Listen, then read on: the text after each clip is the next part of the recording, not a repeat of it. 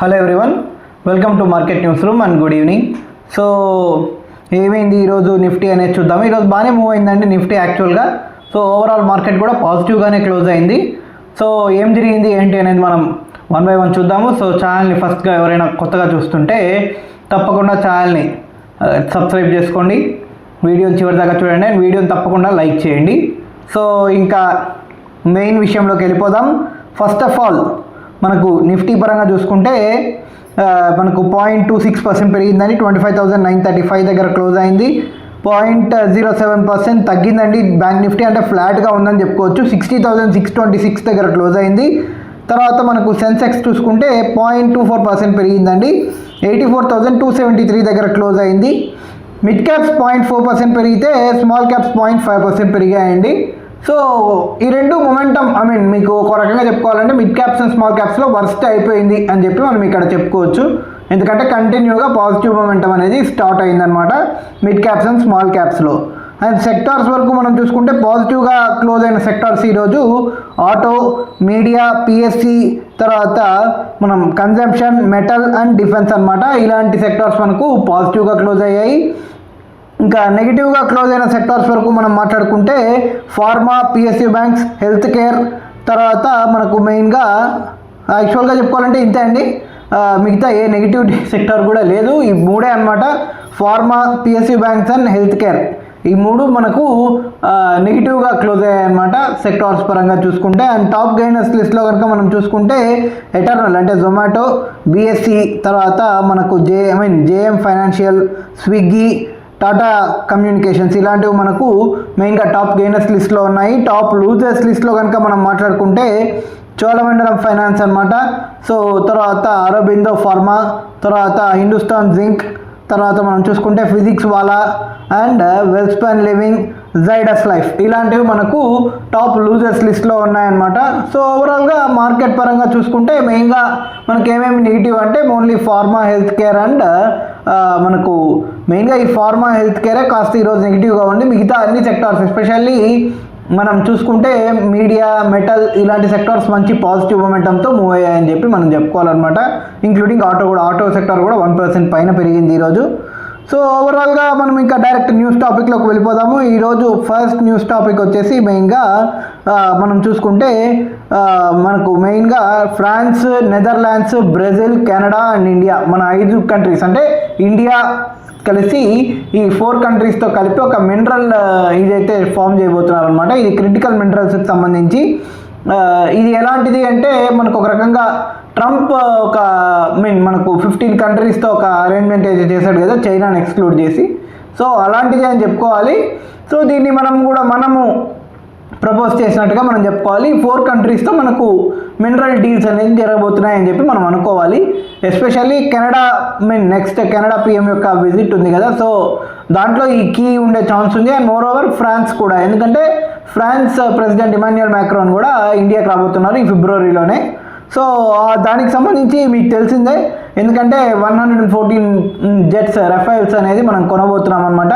So ఇది India's one of the biggest arms ఇదనమాట. So arms purchase అని చెప్పుకోవాలి. సో అది ఫ్రాన్స్తో మనకు జరగబోతుందన్నమాట. అండ్ గుర్తుపెట్టుకోండి, ఒక రఫేల్సే కాదు, SU-57కి సంబంధించిన టాక్స్ అంటే రష్యా వాళ్ళది. సో అది కూడా అడ్వాన్స్డ్ స్టేజ్లో ఉందనేది కూడా మనం చెప్పుకోవాలి. ఆల్మోస్ట్ ఫైనల్ స్టేజ్లో ఉందని చెప్పి అంటున్నారు కొన్ని టాక్స్ అయితే. సో ఓవరాల్గా డిఫెన్స్ పుష్ అనేది ఎక్కువగా ఉండే ఛాన్స్ ఉంటుంది ఒకవేళ అది కూడా డీల్ కూడా జరిగింది అంటే మాత్రం. సో చూడాలి ఎలా జరుగుతుంది ఏంటి అనేది. ఇంకా మెయిన్గా నిన్న మనము ఒక విషయం మాట్లాడుకోలేదు మలేషియా ఇండియా ట్రేడ్కి సంబంధించి. సో అదేంటి అని మనం మాట్లాడుకుంటే యాక్చువల్గా ఇండియా, మలేషియా కూడా మనకు లోకల్ కరెన్సీ ట్రేడ్ని మనం పుష్ చేయబోతున్నాం అనమాట. సో అంటే Malaysian రింగెట్స్ and Indian rupees trade అనేది పుష్ చేయబోతున్నాం ఎక్స్క్లూడింగ్ డాలర్.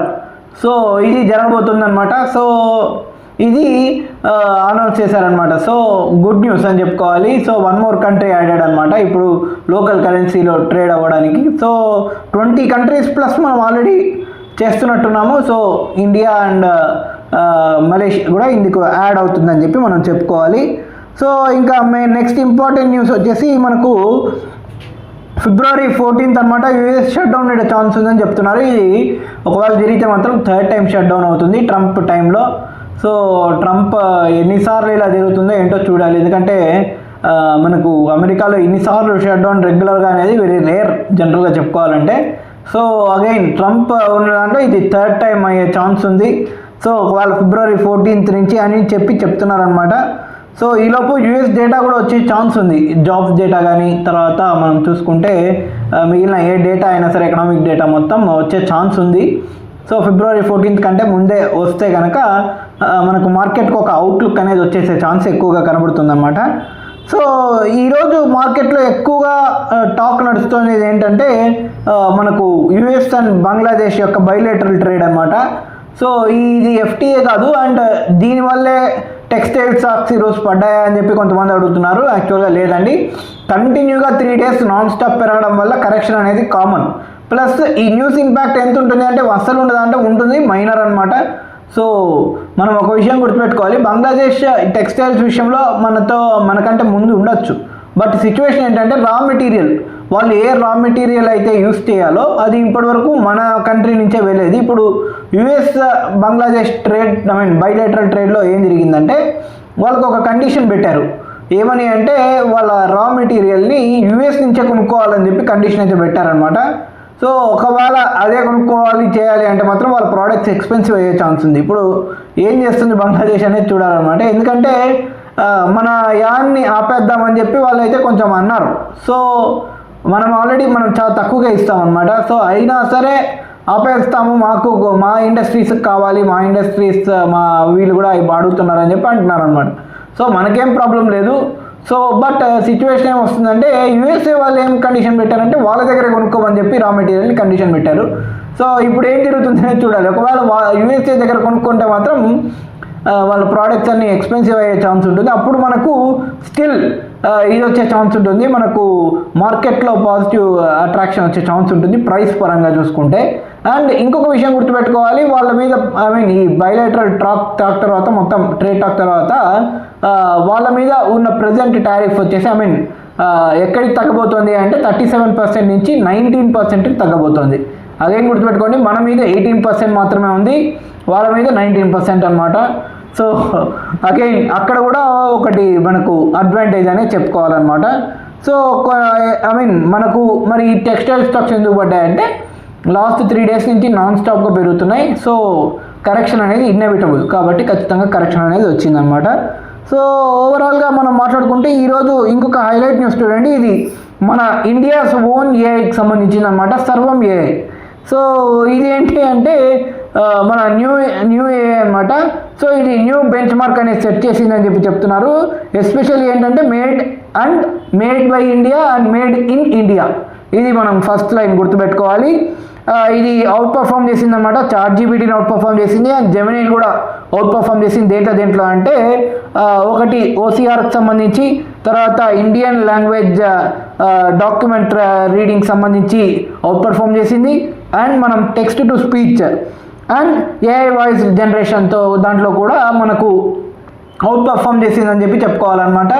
సో ఇది గుడ్ న్యూస్. మనం కూడా ఒక ఏఐ యాప్ని మనం తయారు చేయబోతున్నాం. అండ్ మోర్ ఓవర్ ఇది యాప్ రిలీజ్ అవ్వాలి, అది ఎప్పుడు అవుతుంది అనేది చూడాల్సింది ఉందన్నమాట. నేను యాక్చువల్గా చూస్తున్నాను ఎప్పుడు రిలీజ్ అవుతుంది ఏంటి అనేది. సో మొత్తానికి ఏ యాప్ పేరు వచ్చేసి మనకు సర్వం ఏఐ అనమాట. సో మన ఓన్ ఏఐ అనేది రాబోతుంది మొత్తానికి.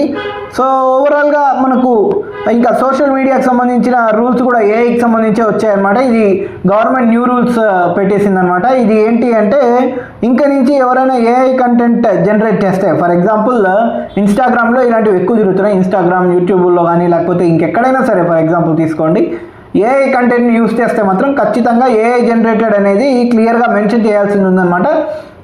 బోత్ పోస్ట్లో మెన్షన్ చేసి ఉండాలి, అట్ ద సేమ్ టైం మన యూజర్ ఎవరైతే ఉన్నారో యూజర్ కూడా ఖచ్చితంగా ఏఐ జనరేటెడ్ అనేది మెన్షన్ చేసి ఉండాలని చెప్పి చెప్తున్నారనమాట. సో ప్లాట్ఫామ్స్ కూడా దీన్ని సీరియస్గా తీసుకోవాలని చెప్పి ప్లాట్ఫామ్స్కి అన్నిటికీ ఇష్యూ చేసింది గవర్నమెంట్ అనేది. So must label as AI content, label చేసి పెట్టాలి క్లియర్గా అని చెప్పి అయితే చెప్తున్నారు అనమాట. ఇది కొంచెం బెటర్ అని చెప్పాలి, ఎందుకంటే విపరీతంగా ఏది ఏఐ కంటెంట్ లేకపోతే ఏది రియల్ వీడియో అనేది తెలియకుండా పోతుందన్నమాట. సో దానికోసం గవర్నమెంట్ ఏం చేసిందంటే ఖచ్చితంగా ఏఐ లేబుల్ అనేది యూస్ చేయాలి, ఖచ్చితంగా ఏఐ కంటెంట్ అనేది తెలియాలి అని చెప్పి పెట్టిందనమాట. సో సిచ్యువేషన్ ఏంటంటే అన్లేబుల్డ్ ఏఐ కంటెంట్ అనేది ఏదైతే ఉందో సోషల్ మీడియాలో పూర్తిగా తీసేయాలి అని చెప్పి కూడా మనకు గవర్నమెంట్ రూల్స్ అనేది పెట్టిందనమాట. ఇది ఏఐకి సంబంధించిన కీ రూల్స్ అనమాట. సో సోషల్ మీడియాలో ఇంకా ఈ ఏఐ కంటెంట్ ఏదైతే వస్తుందో ఇప్పుడు ఇక్కడ నుంచి కొంచెం తగ్గే ఛాన్స్ అయితే కనబడుతుంది ఓవరాల్గా. సో ఇది మనకు మెయిన్గా దీనికి సంబంధించి. ఇంకా మార్కెట్కి సంబంధించి వద్దాం అగైన్. మనకు FII/DA డేటా కూడా వచ్చింది. FIIs వచ్చేసి ఈరోజు 70 crores వరకు కొన్నారు, DIIs వచ్చేసి 1100 crores వరకు కొన్నారు, 1170 crores subject to correction. So 1174 crores, 1174 crores వరకు కొన్నారు DIIs. So both FIIs and DIIs మనకు బై సైడ్ ఉండడం అనేది గుడ్ సైన్ అనమాట. అండ్ ఒక విషయం మనం గుర్తుపెట్టుకోవాలి, FIIs మార్జిన్ సెల్ వరకు ఉన్న ప్రాబ్లం లేదు, బట్ వాళ్ళు బై సైడ్ ఉన్నంత వరకు మన మార్కెట్ అప్ సైడ్ మూవ్ అయ్యే ఛాన్స్ ఎక్కువగా ఉందన్నమాట. అండ్ మనకు రూపాయి కూడా కొంచెం అలాగే ఒక రేంజ్లో స్టక్ అయిపోయిందని చెప్పుకోవాలి. 90.5 దగ్గరికి వచ్చిందనమాట. యాక్చువల్గా నిన్న మనం చూసుకుంటే 90.7 దగ్గరికి వెళ్ళింది, అక్కడ నుంచి మళ్ళీ 90.5 దగ్గరికి వచ్చిందనమాట. సో రూపీ ఇక్కడే స్టెబిలైజ్ అవుతే మాత్రం ఫర్దర్గా కిందికి వెళ్తే మాత్రం మనకు కొంచెం అడ్వాంటేజ్ అనమాట. ఎందుకంటే డాలర్ ఇంకా వీక్ అయ్యే కొద్దీ మన రూపీ కొంచెం స్ట్రెంగ్త్ అవ్వకుండా at the same time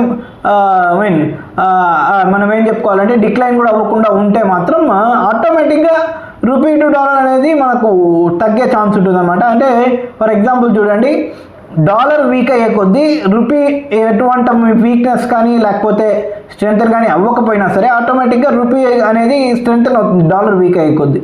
so almost మీకు ఆపోజిట్ రియాక్షన్ అనేది సర్టన్గా కనబడుతుంది అనమాట. కాబట్టి చూడాలి, 90.5 దగ్గర ఉంది కదా ప్రస్తుతానికి, 89, 88 దగ్గరికి వస్తే మాత్రం ఒక రేంజ్ అనేది సెట్ అయిపోతుందని చెప్పి మనం చెప్పుకోవాలి. సో ఇది మనకి ఇంపార్టెంటే, కానీ ఒక విషయం మనం గుర్తుపెట్టుకోవాలి.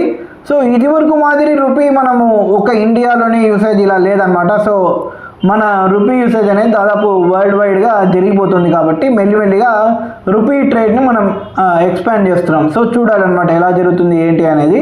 సో డాలర్ రేట్ అనేది కొంచెం డాలర్ గురించి ఏంటంటే ప్రస్తుతానికి ఒక విషయం మాత్రం క్లియర్గా నేను చెప్తాను, ఇది నా పర్సనల్ ఒపీనియన్ అనమాట. డాలర్ అనేది ఓవర్ వాల్యూడ్ కరెన్సీ నా దృష్టిలో అయితే. సో అది ఎందుకు ఓవర్ వాల్యూడ్ అంటే ఆటోమేటిక్గా మనకి ఏం జరుగుతుందంటే ఒకవేళ డాలర్ మనకు ఫర్ ఎగ్జాంపుల్ చూడండి, రష్యా యుక్రెయిన్ వార్ జరిగింది కదా, రష్యా యుక్రెయిన్ వార్ జరిగినప్పుడు రష్యాని దెబ్బకొట్టాలని చెప్పి వాళ్ళ డాలర్ రిజర్వ్స్ అంతా ఫ్రీజ్ చేశారు. సో అలాంటి సిచ్యువేషన్ మిగతా ఏ కంట్రీకి రాకూడదని కంట్రీస్ ఏం చేస్తున్నాయంటే డాలర్ నుంచి డైరెక్ట్గా గోల్డ్లోకి షిఫ్ట్ అయిపోతుంది అనమాట. సో గోల్డ్కి షిఫ్ట్ అవ్వడము, లోకల్ కరెన్సీస్లోకి, ఫర్ ఎగ్జాంపుల్ మనం ఇందాక చెప్పుకున్నాం ఇండియా, మలేషియా ఇప్పుడు లోకల్ కరెన్సీ ట్రేడ్లోకి వచ్చేస్తున్నాయని. ఇలా చాలా కంట్రీస్తో ఉన్నాయి మనకు. ఫర్ ఎగ్జాంపుల్ శ్రీలంకతో ఉంది, నేపాల్, భూటాన్, తర్వాత మనం చూసుకుంటే UAE, తర్వాత లేటెస్ట్గా మనకు చూసుకుంటే రష్యాతో అయితే చాలా వరకు 100% మనకు రూపీలోనే ట్రేడ్ జరుగుతుందని చెప్పి అనుకుంటున్నాను. రూపీ రూబల్లోనే జరుగుతుంది.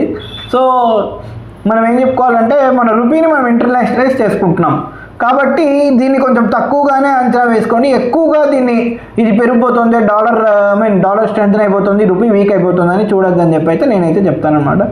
సో ఓవరాల్గా ఇది మనకు ఈరోజు market highlight news of the day.